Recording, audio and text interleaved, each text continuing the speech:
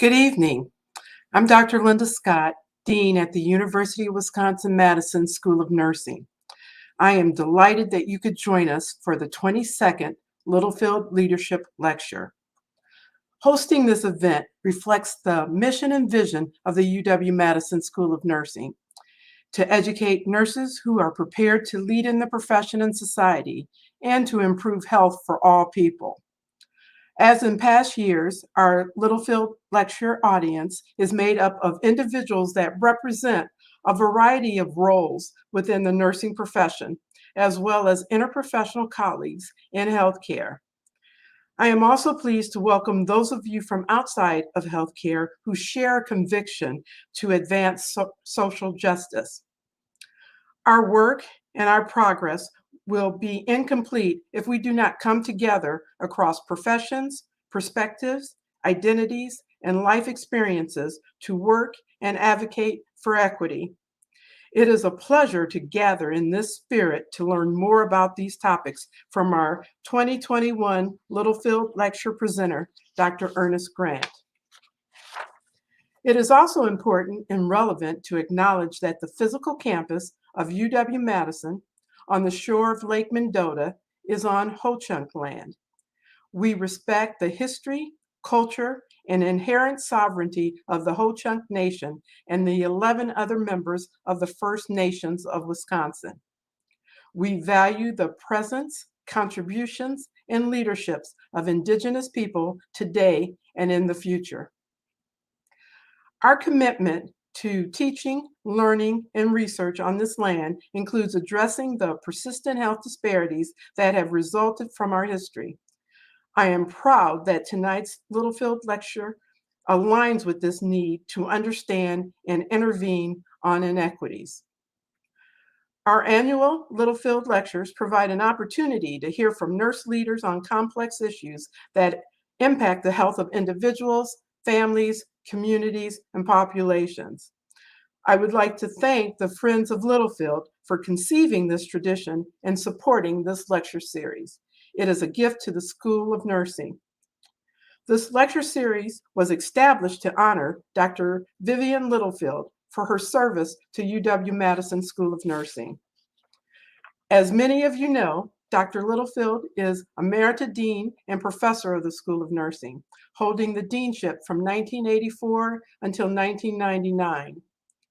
Throughout her career, and still as an Emerita, she is a respected dean, professor, colleague, and mentor. Vivian is also a recognized expert in women's health, nursing care delivery, and the impact of alternative approaches to care on patient outcomes. And she served as National Chair of Nursing for the American Red Cross. Vivian is a member of the American Nurses Association and Sigma Theta Tau International, and is also a fellow in the American Academy of Nursing. Her legacy in the profession includes her dedication to mentorship for countless nursing students and nurse researchers. Dr. Littlefield is a passionate advocate for nursing leadership. In addition to her legacy of leadership as dean, she envisioned nursing education and research as its own academic unit. It was through her advocacy that Sidney Scott Cooper Hall became a reality and a home for the School of Nursing. Her leadership inspired this lecture series, which bears her name. Vivian, thank you for your impact on the School of Nursing and for your contributions to this profession. I have one last thank you to offer, and that is to the Board of Visitors of the School of Nursing. Board members provide expertise and support for the initiatives that we do in the school and are invaluable to us. Thank you for your leadership. And now it is my pleasure to introduce our 2021 Littlefield Leadership Lecture presenter, Dr. Ernest J. Grant. Dr. Grant is the 36th president of the American Nurses Association and the first man to be elected to this role. As the ANA president, Dr. Grant represents the interest of the nation's 4.2 million registered nurses. With more than 30 years of nursing experience, he is a distinguished leader an internationally recognized burn care and fire safety expert. Among other accolades, he was presented with a Nurse of the Year award in 2002 from President George W. Bush for his work treating burn victims from the World Trade Center attack. Dr. Grant has utilized his training in emergency settings to advance the important role of nursing in promoting wellness and to guide the ANA's priorities during the COVID-19 pandemic. Additionally, he has led the ANA in its launch of the National Commission to Address Racism in Nursing to examine the impact of racism on nurses, patients, communities, and healthcare systems.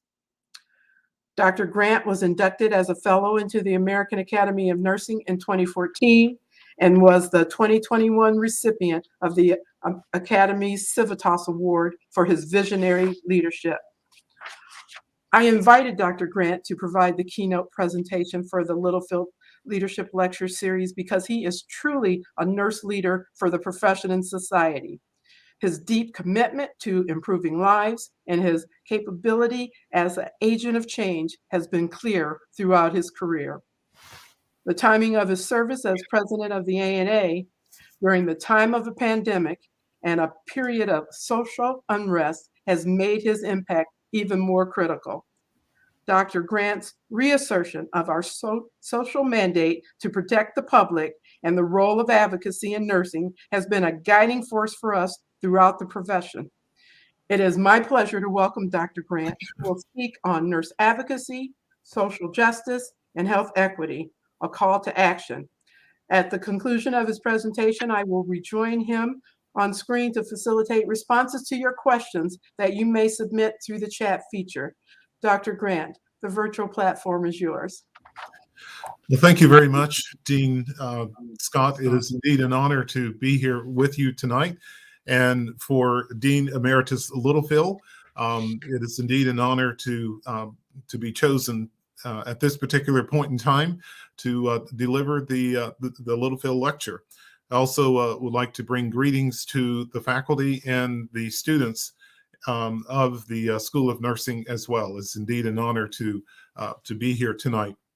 What I had planned to do is to sort of, I guess, do maybe the beginnings of a fireside chat and some musings on my my thoughts about nurse advocacy, social justice, and health equity, and hopefully stimulate that it would be a call to action for everyone who is listening tonight.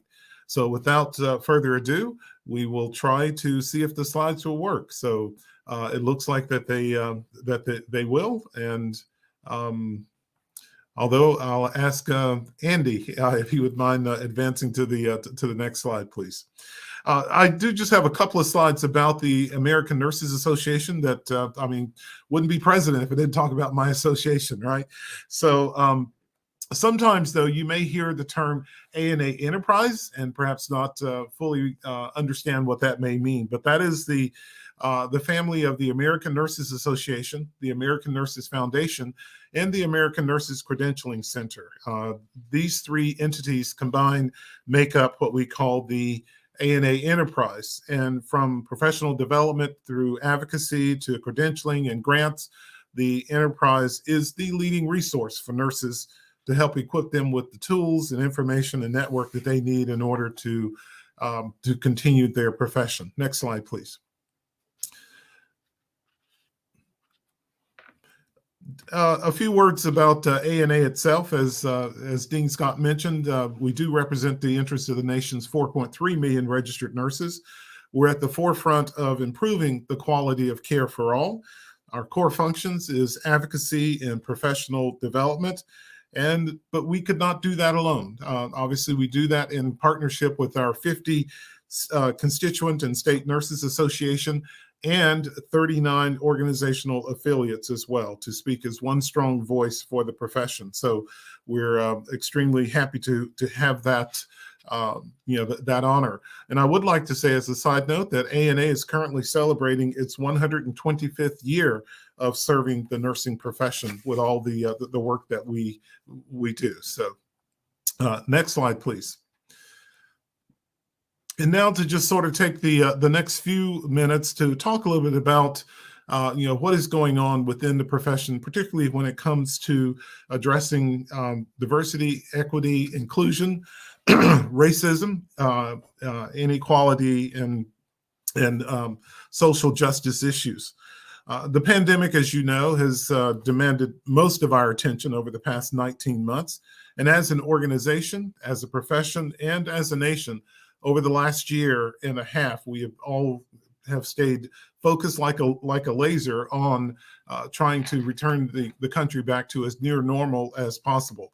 However, other issues have also required our response and engagement as well. This pandemic has both exacerbated and shined a light on healthcare disparities and on racism. This is something that members of the BIPOC community knew existed all along. But there's an old saying that says, shining the light is the best disinfectant. And I'd like to also add that the best moral disinfectant is publicity. So as nurses, we need to continue to stress and address the need for respect, equity, inclusion, and social justice within healthcare, within the nursing profession, and within society as a whole. There are two separate worlds as nurses that practice are people too. Nurses endure the same positive and pitfalls as members of society. So let's not forget that nurses are also consumers of health care and other industries too. There's absolutely no protective bubble for nurses as we represent the numerous populations in group. Now, we know that nurses come from various backgrounds, from various genders and sexual entities, religions, denominations, and walks of life. We also have families that are productive members of the community, and we ourselves are productive members of the communities as well that we live and work within as well. Next slide, please. As implied, racism is a long-standing public health crisis that impacts mental, spiritual, and physical health.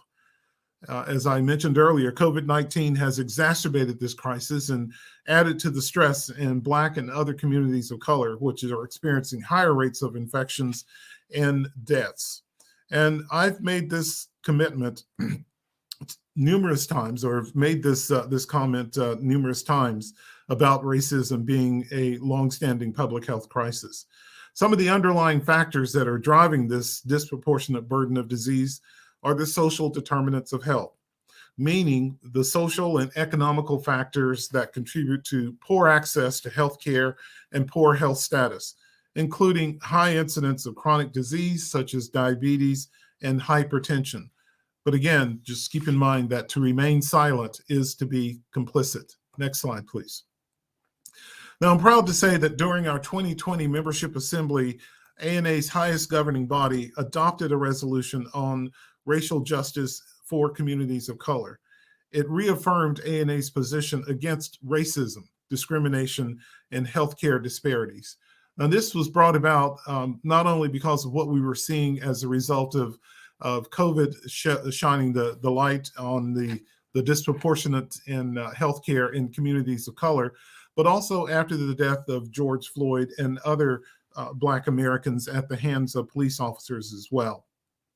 Part of this resolution outlines the actions that ANA, with its constituent and state nurses association and our individual membership division, pledged to take.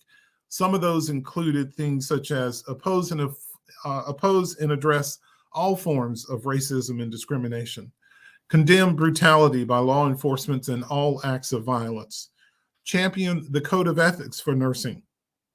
And in partnership with nurses everywhere, we would educate, advocate, and collaborate to end systemic racism, particularly within nursing.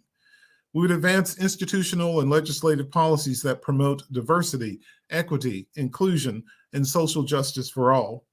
Advocate for the ending of health inequities within communities and healthcare systems that stems from systemic racism. And finally, promote deliberate and respectful dialogue, effective listening, and commitment to change as a means to improve the health of all individuals in the communities where they live and work. You can also read some of the other components of this by going to nursingworld.org and looking at the resolution. Next slide, please. As part of this commitment to work as well, obviously ANA is committed to that, and our code of ethics demand no less. As nurses, we accept and care for people as they are. The code calls on us to recognize human dignity regardless of their race, their culture, their creed, their sexual orientation, their ethnicity, their gender, their age, their experiences, or any other aspect of identity. It beckons us to protect human rights and reduce health disparities. Additionally, though, our code of ethics for nurses also define advocacy as the act or the process of pleading for, supporting, or recommending a cause or course of action. And at ANA, we believe that advocacy is a pillar of nursing. You know, as nurses, we instinctively care for and advocate for our patients in our workplace and in our communities. But when it comes to legislative or political advocacy, that's no less important to advancing the profession, patient care, and accomplishing substantial changes in promoting health equity as well. So we must not forget that the profession was founded and evolved from political action and strong advocacy. Advocating for the profession, the healthcare consumer, and communities that we serve is not optional. It's a part of nursing's genetic code and makeup. Next slide, please. As nurses also, we must find our voice, particularly during times like these. You know, the act of caring requires intentional actions and advocacy. A lack of action is in the form of silence, is complicity. The flames that you see here on this slide is in the professional nursing model by Dr. Barzak, representing caring, values, wisdom, and energy with ethics at the base. Caring is being called out here as a basic tenet of the profession that is inherent in every nurse. Every caring relationship from a nurse must start with respect for the autonomy and the rights of the healthcare consumer. The values component of the flame represents respect, inspiration, and empathy. Overall, respect is about the importance of relationships, service, willingness to bear witness, self-determination in the pursuit of health. Respect does not occur without dignity. The backbone of dignity is mattering. Mattering is an ideal state of two complementary psychological experiences, feeling valued and adding value. Human beings can feel valued by and add value to ourselves, others, work, and our communities. So to make sure that the need for mattering is fulfilled, we as nurses must balance feeling valued with adding value. Moreover, nursing is one of the most selfless professions in the world.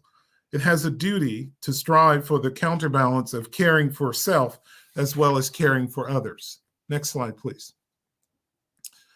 Now, the Reverend Martin Luther King Jr., Dr. Martin Luther King Jr., addressed the issue of inequity and injustice in healthcare at a convention of the Medical Committee for Human Rights back in 1966. And yet, in 2021, healthcare inequity remains a top and pressing concern. Registered nurses, we must promote equity, diversion, and inclusion in all aspects of health and healthcare while advancing organizational policies, programs, services, and practice. Leaders must come together at the local, state, and national level and commit to sustainable efforts to address racism and discrimination, police brutality, and basic human rights. We must hold ourselves and our leaders accountable to committing to reform and action. Next slide, please. Nurses can continue to add value by understanding their critical role in addressing equity also. You know, equity is one of those things that falls within the continuous range of ethical issues or dilemmas that nurses face on a daily basis. One of the biggest one is trust versus distrust of the healthcare system.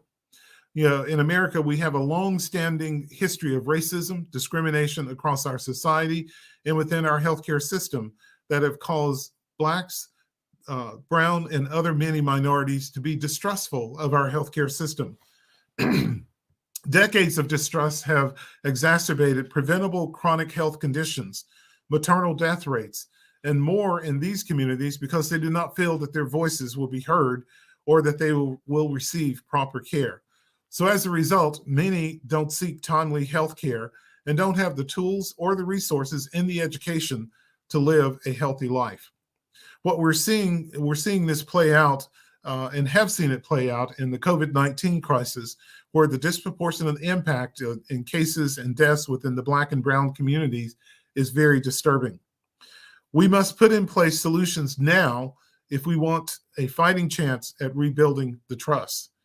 Being representatives of the communities that we serve and drawing from my own experience is something that that really reinforces to me even more so that we must put those solutions in place. Another form of equity is the access to healthcare by Blacks and other minorities. We must also recognize that social economic challenges that create barriers to access to care, discrimination, poverty, food deserts, lack of access to quality healthcare and education, good jobs, hazardous environment. All these are things that we need to address as well. And I'm proud to say that in May of last year, I shared testimony with the House Committee on Ways and Means on the disparate impact of COVID-19 on these communities. ANA shared recommendations specifically related to COVID-19 and to address longstanding issues of racial disparities, such as the crisis of maternal mortality and basic access to health care, including mental health services. So what are some of the things that we as nurses can do to help begin tearing down these walls of racism? Well, first of all, use your voice and influence to educate others about the systemic injustice, the health inequities, and health disparities.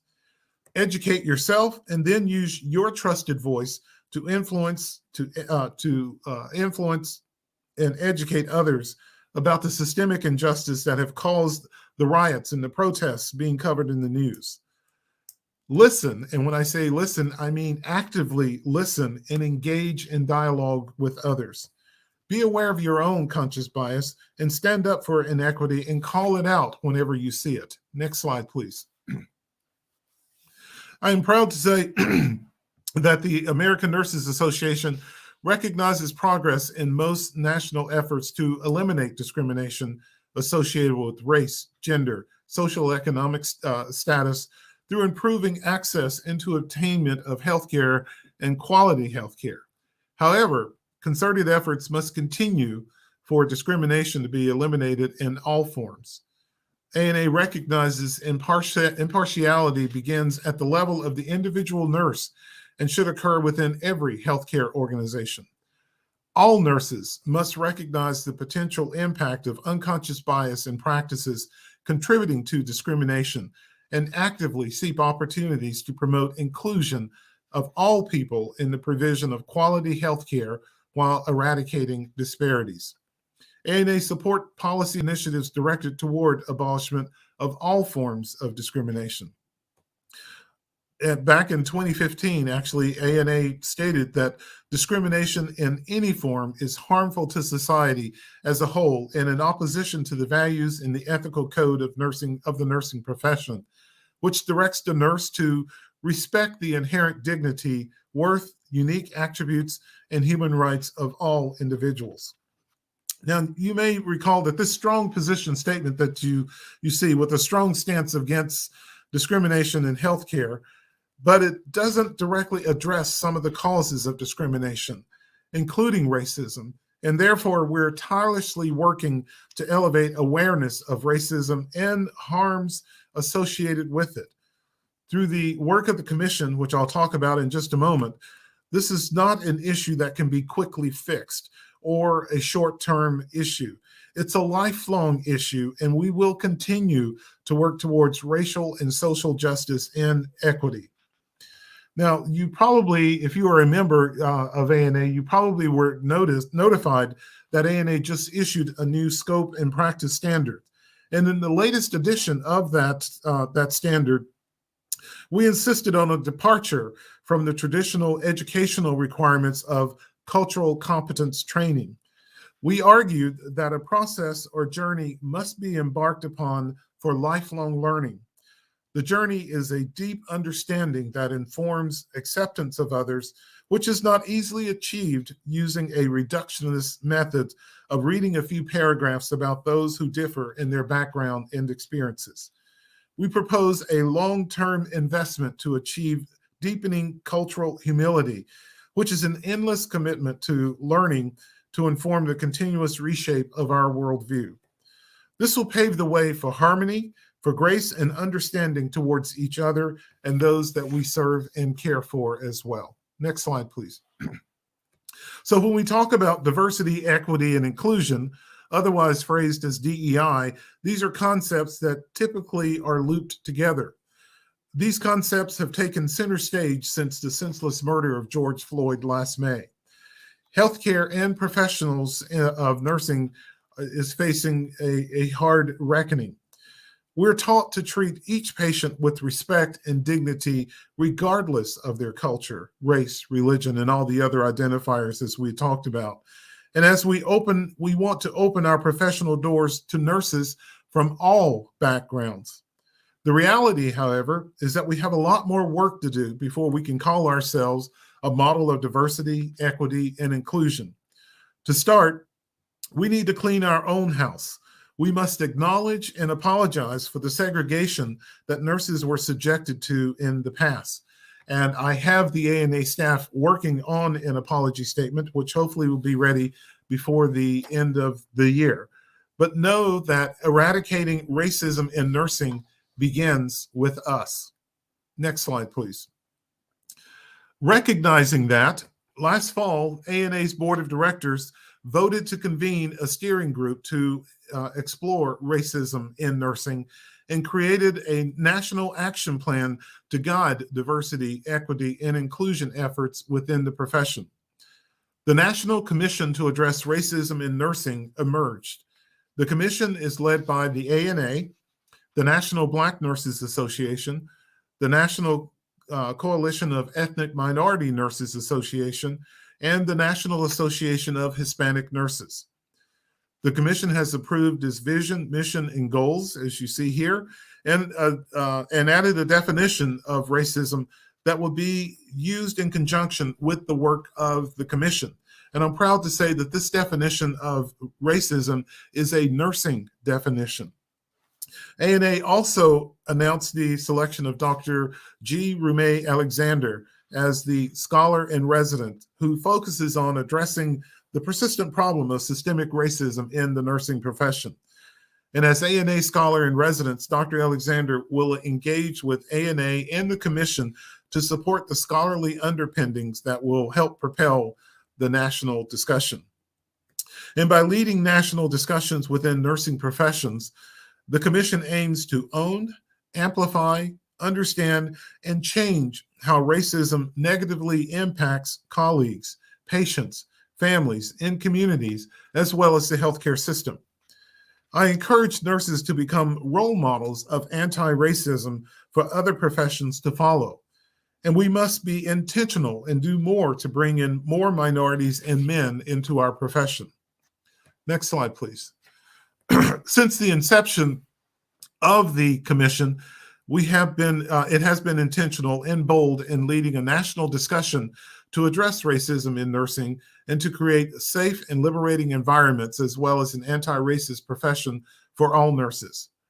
4 key work groups are working to contribute to an action-oriented approach across the spectrum of education, practice, policy, and research.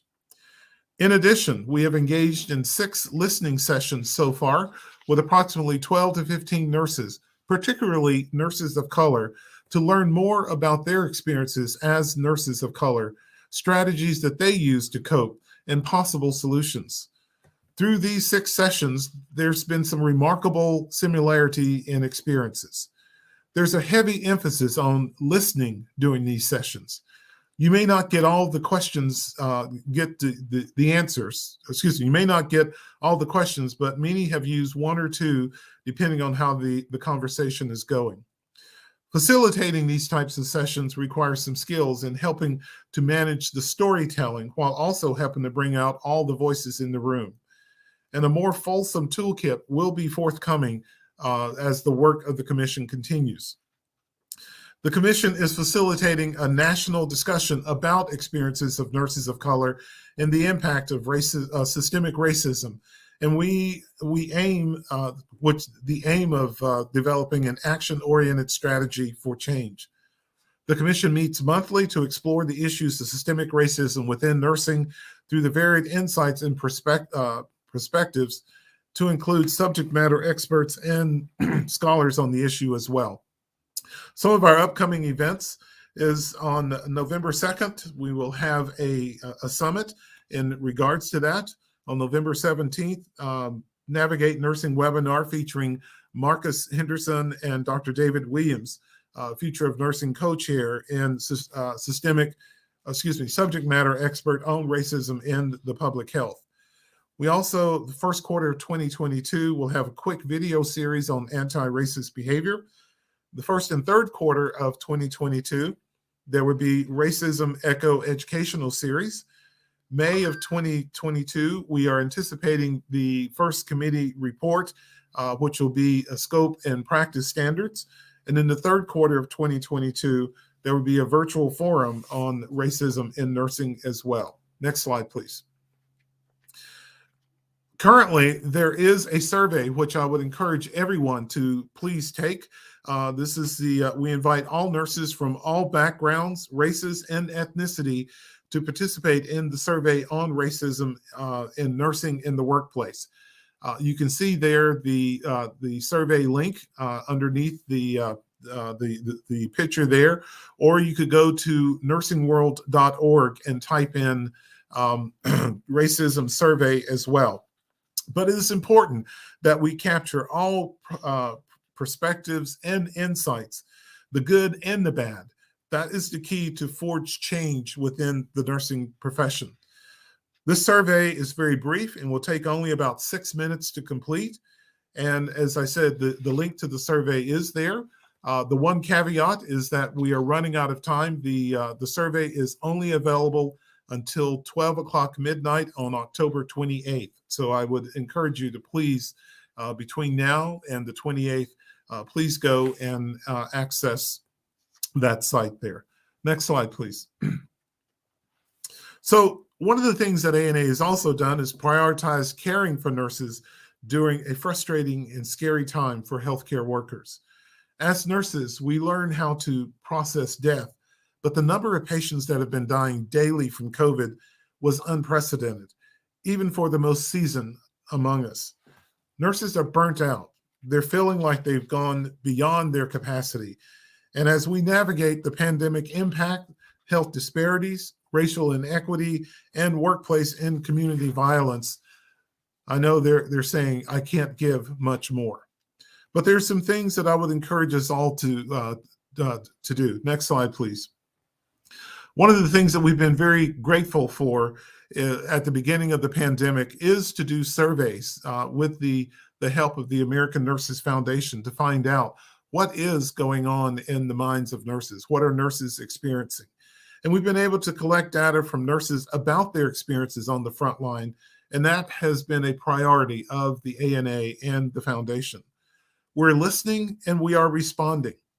The American Nurses Foundation and ANA launched a series of surveys, as I said. 7 surveys were conducted in 2020. All data gathered as part of the Pulse on the Nation's Nurses Survey series will be used to inform decisions about how to best support nurses during and after this public health crisis.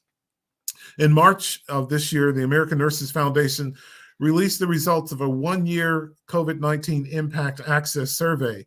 In the latest survey of 22,000 nurses nationwide, the survey covered pressing topics such as the nursing profession today, including mental health, vaccines, finances, PPEs, and more. And through these various surveys, we have heard from more than 110,000 nurses. Sadly, though, the results have shown that the continued toll of this pandemic has taken on nurses' mental health, with 85% reporting that they are exhausted, and 18% even noting that they intend to leave their current position, largely because they feel work is negatively affecting their health and well-being. Next slide, please. BIPOC nurses also have a higher likelihood to contract COVID-19 and experience financial implications during this pandemic compared to their white counterparts. And through our surveys, we have learned that BIPOC nurses were less likely to seek out professional mental health support. All of this on top of the growing concerns of the race battle fatigue as well. Race battle fatigue as a theoretical framework that addresses the psychological and physiological strains exacted on racially marginalized group and the amount of energy lost dedicated to coping with racial microaggressions and racism. People of color experience daily battles of attempting to deflect racism, stereotypes, and discrimination in predominantly white spaces, and must always be on guard or wary of the next attack that they may face.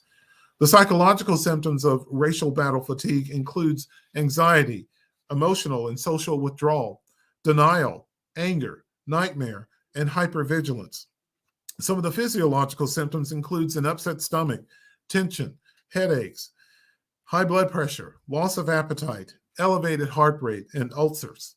So where racial battle fatigue goes untreated or is dismissed, this stress-related psychological and physiological disease can be lethal and can kill gradually and stealthily through hypertension and poor health attitudes and behaviors as well. Next slide, please. So to begin to address all of this, in May, the National Academy of Medicine, as we all know, released its long-awaited report on the future of nursing 2020-2030, charting a path to achieve health equity. The vision, part of the recommendation, focused on current and future challenges impacting the nursing workforce, its leadership and education in order to reduce health disparities and address social determinants of health to advance health equity, which aligns with much of what we've been hearing from nurses and what ANA is striving to address as well. So some significant work is already underway with the ANA enterprise to align with the goals and the objectives to shape the future of nursing practice and healthcare.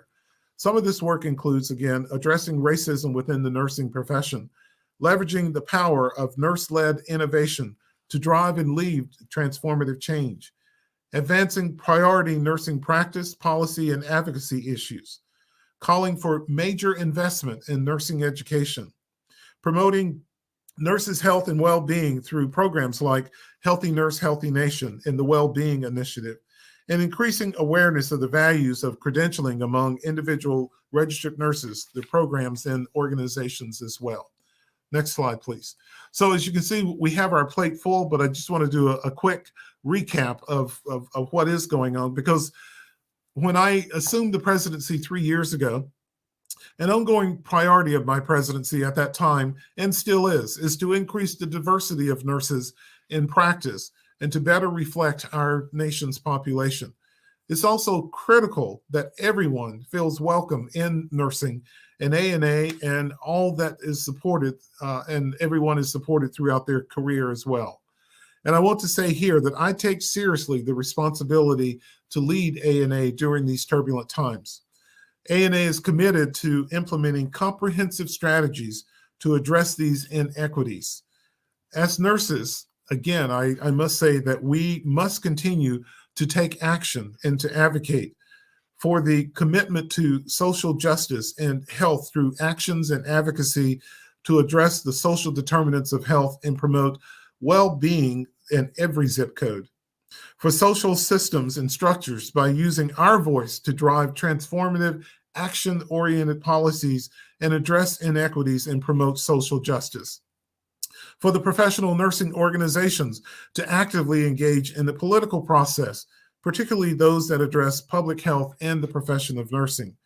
and for the advancement of nursing agenda for the overall health and safety of the public, and finally, for an upending of the roots of the structural inequities and social injustice within healthcare as well. So with that, I will say thank you for the opportunity to present a little bit of my slide and my side and what we are doing and are achieving within ANA. I look forward to answering your questions, and so I will turn it back over to the Dean, and we'll have our little fireside chat.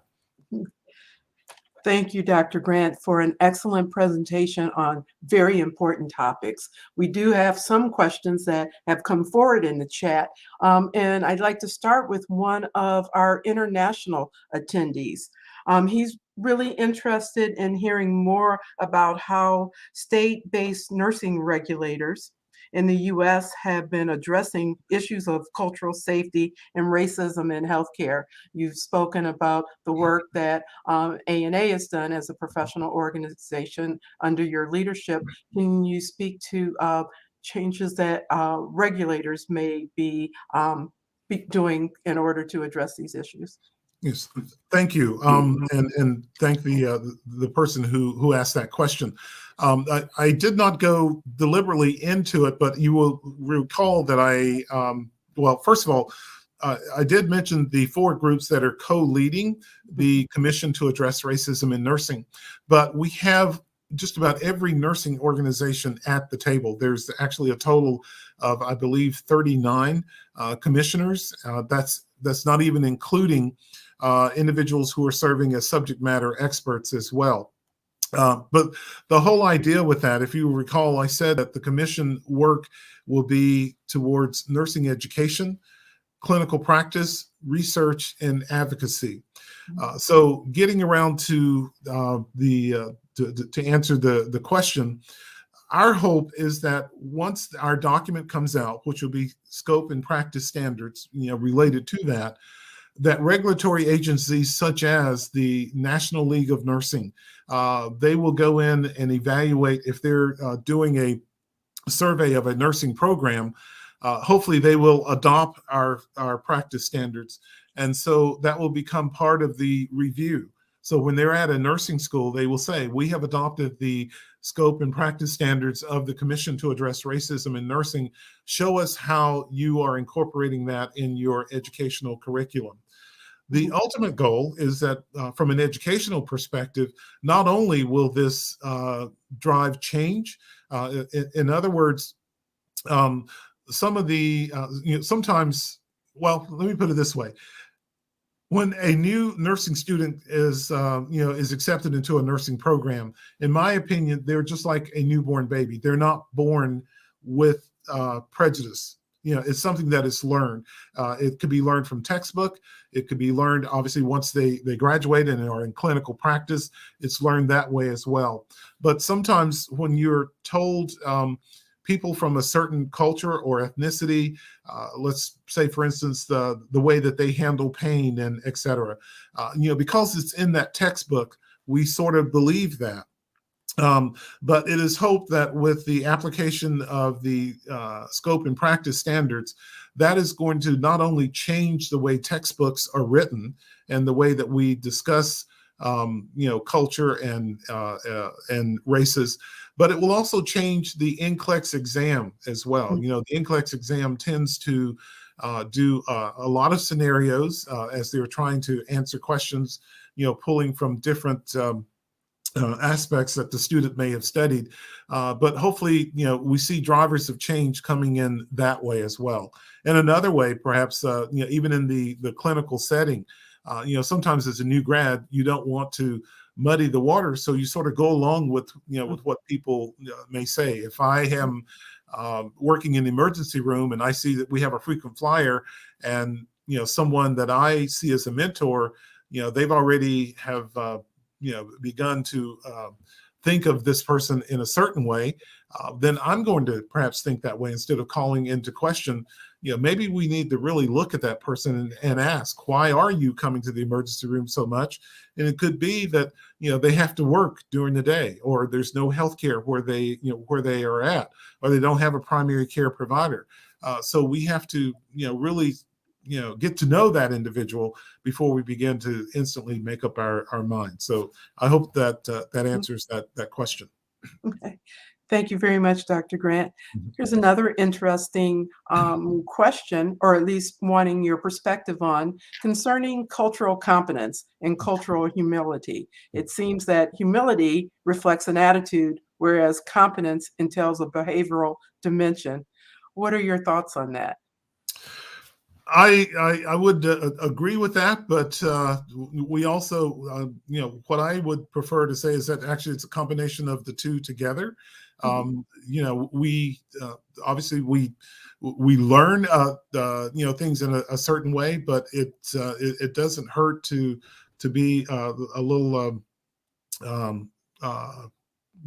express a little humility, I guess you could say.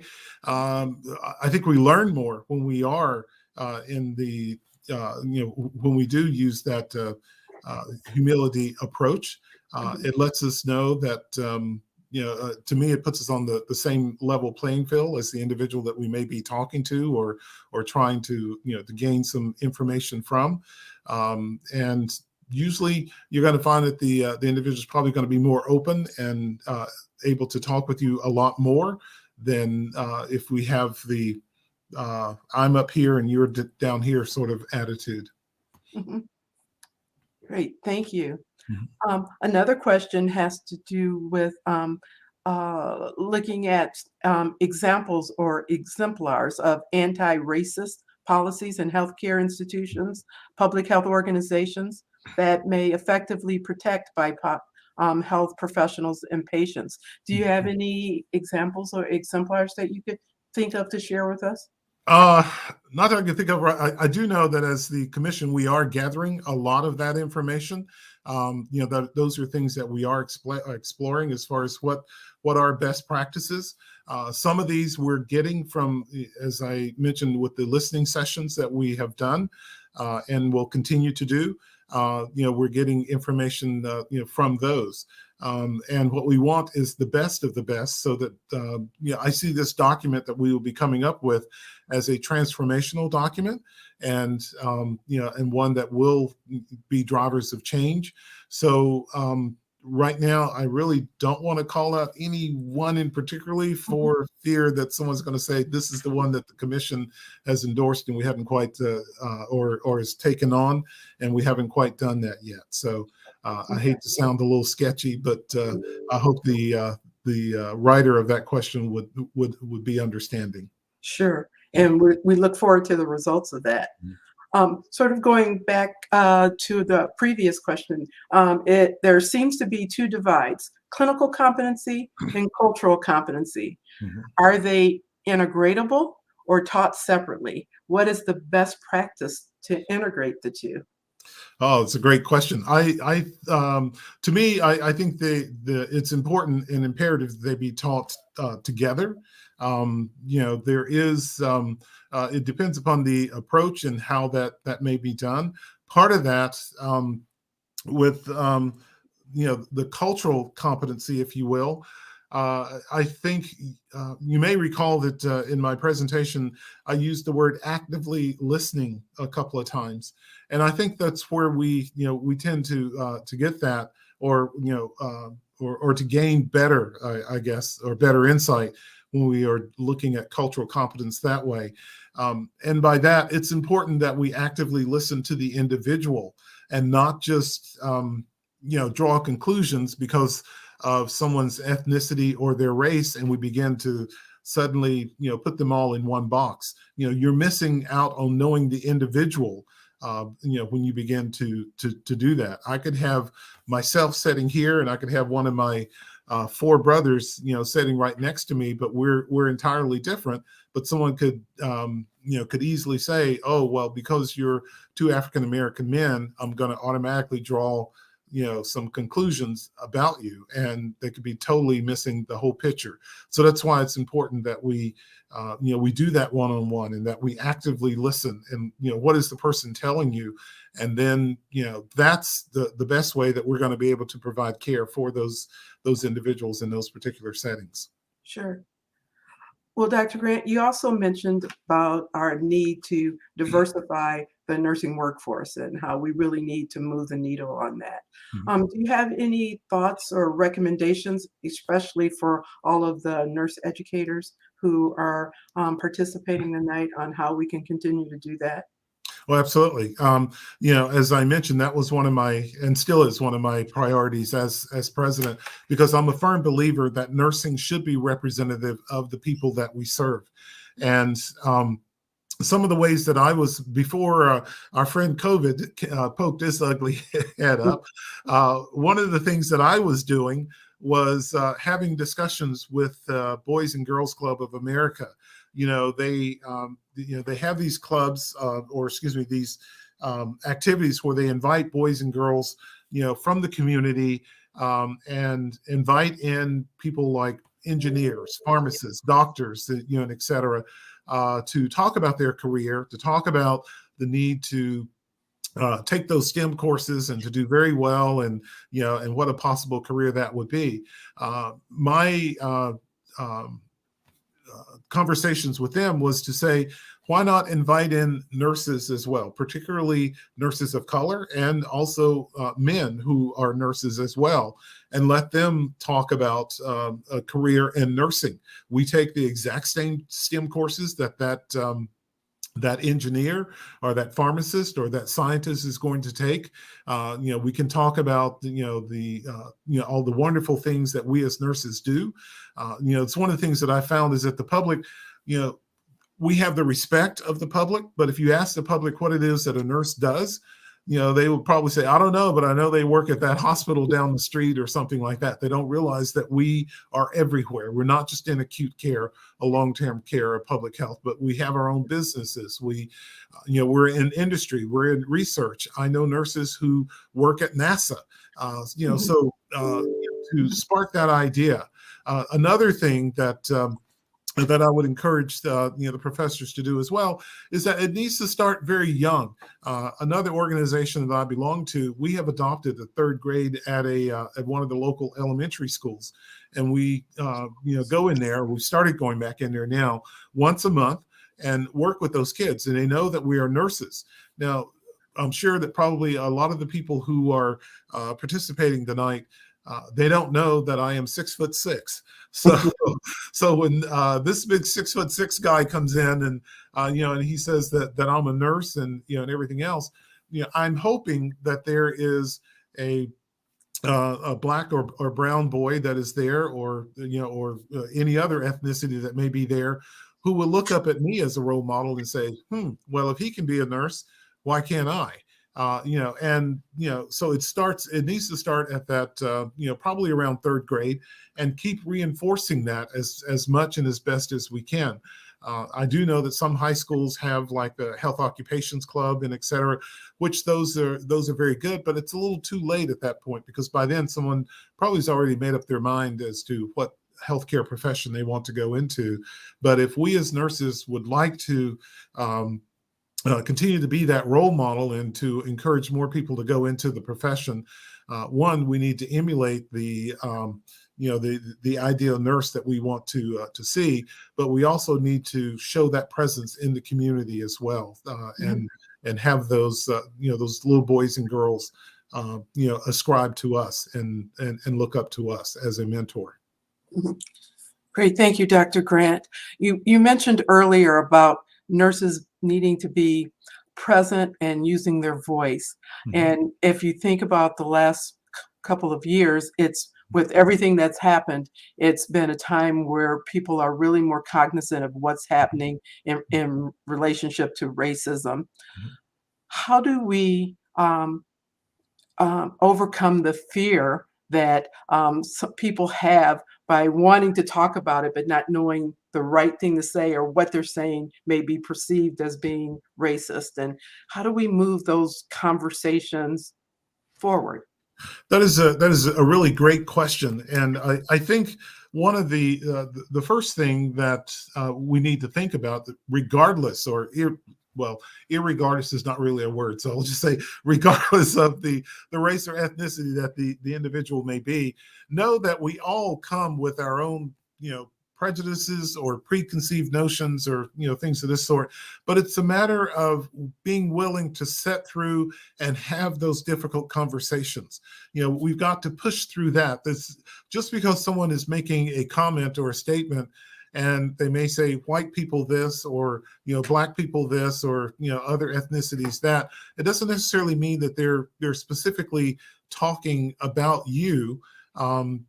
But they are talking about their experiences with perhaps someone that may have been of the same race. But it's important that we listen, because how else are we going to know where that person is coming from if we don't, listen and actively listen?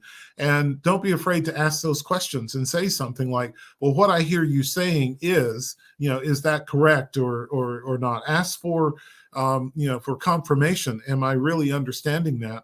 And it sort of leads into what we call allyship, or, in other words, if you can begin to identify that, I never really thought of it that way, or I never knew. I mean, like, I'm sure there isn't a black person alive who, after George Floyd was killed, that probably a lot of their white friends or from friends from other nationalities either came up to them and said, I never knew this was happening, or I'm appalled. What can I do? Or or things of this sort. So it's sort of taking the feeling that you had then and being willing to have those difficult conversations and pushing through and coming through on the other side and being an ally, so that when you do witness acts of racism or microaggressions or something like that in the workplace, or even in your community, call it out so that it can be it can be addressed. And like a good example would be, for someone to say to a person of color, "Oh, you speak so well." It's that's one of those little microaggressions. Perhaps they don't realize what they're saying, but it could be interpreted in so many different ways, as in, well, how else am I supposed to speak? I'm a product of the the same school system or public school system that your child may have gone through. And so little things like that, or ways that trying to get people to understand what you have to deal with and how we come through on the other side and become an ally. Sure. I'm going to take just a couple more questions, and then we'll start to wrap things up. So, Dr. Grant, there's one in the chat that talks about one group that's underrepresented in nursing are nurses with a disability. Mhm. One barrier to admission to nursing programs is about functional ability. How do we start dialogues to increase the number of nurses who have some type of functional limitation? That is a very true statement that the individual has written about. And when I have had conversations with deans and directors of nursing programs, that is something that I have encouraged them to do.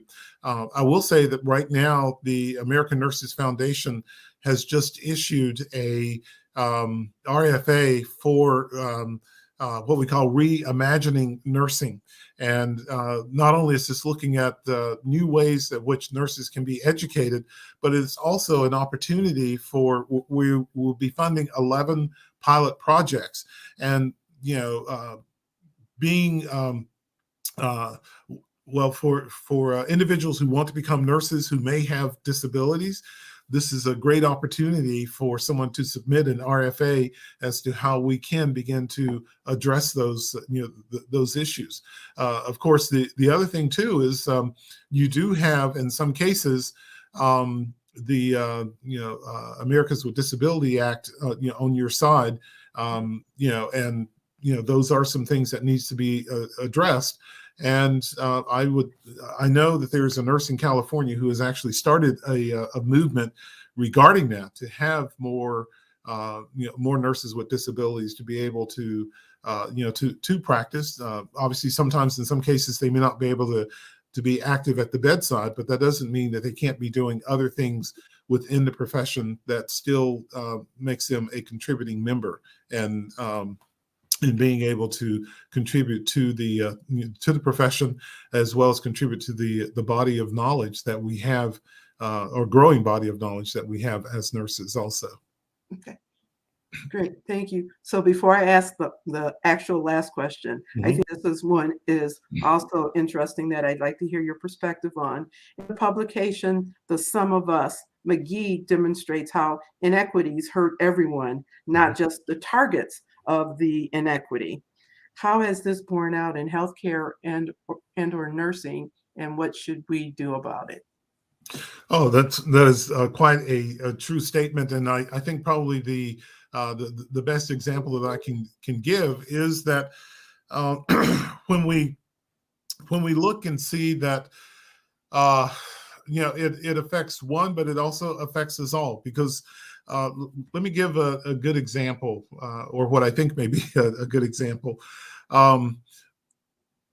We all, if you're actively working on the floor and you report to work early in the morning, and you look at the schedule, by the time the few seconds it takes for you to look at the schedule, you're going to determine right then and there whether you're going to have a good day or a bad day. And part of that's going to be the result of who you're working with. Okay, if it's somebody who has a negative attitude all the time, that person that you can't, no matter what, nothing is going to please them. You sort of tiptoe around that, but it sort of seeds throughout the rest of the staff that's going to be there that day as well. And and so even if it's a person of color, or the attitude that individuals may have, it's still going to continue to fester through, if you will. And because of the fact that no one speaks up and addresses this person, I can want to call them out and say, what's going on with you today, or is there something going on at home or whatever. It just continues to fester, and makes for a very unpleasant environment for everyone that is there.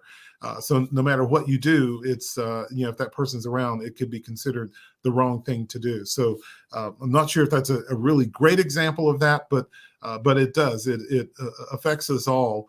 And whereas instead of having a good positive attitude, there's that damper that you're having to live under, if you will, for the next 12 hours as a result of just that one person. They haven't even stepped on the floor yet, but just knowing that person and their personality, it just goes throughout the whole group. And you shouldn't let someone have that much power over you or your colleagues as well. Okay, great, thank you. So, Dr. Grant, if you could look ahead to a time when we've made progress in social justice, including health equity, can you take a wide lens and discuss what it will look like, or how we will all benefit when individuals, families, communities, and society will have equitable access to culturally appropriate care? Wow, that's a really great question, and great last question.